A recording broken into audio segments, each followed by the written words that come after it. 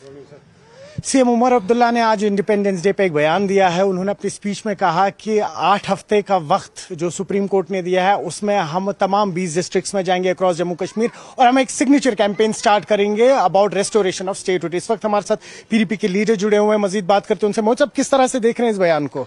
बहुत मैं समझता हूं बड़ा गैर जिम्मेदाराना और अपनी जिम्मेवारी से भागने वाला बयान ये है।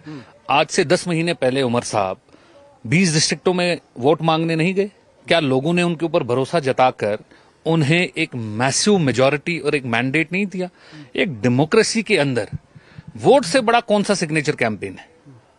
आज बीजेपी के पास 300 से ऊपर एमपी हैं, अपनी मर्जी से वो पार्लियामेंट को चला रहे हैं। क्या वो लोगों के पास हर किसी फैसले में सिग्नेचर कैंपेन लेने जाते हैं? ये डाइवर्जेंट टैक्टिक्स हैं उमर साहब के। अगर उमर साहब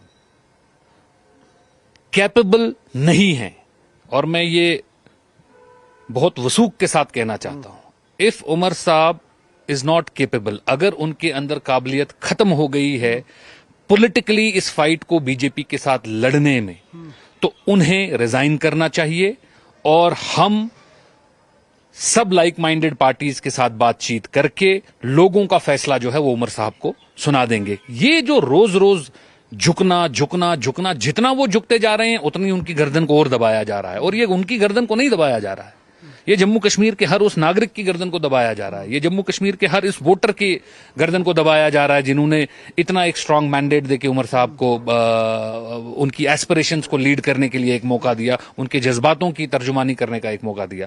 बड़ी शर्म की बात है ये कि आज इतने आजादी के इतने बड़े पर्व पे, जहां लोगों को उम्मीद थी कि एक हमारे एक चीफ मिनिस्टर साहब एक स्ट्रांग स्टेटमेंट देंगे लोगों के हवाले से, वहां वो बोलते हैं एक इंस्टाग्राम इन्फ्लुएंसर के हिसाब से कि मैं जी अब सिग्नेचर कैंपेन निकलूंगा। क्या ये एनवायरमेंटल एक्टिविस्ट हैं या एक पॉलिटिकल लीडर हैं?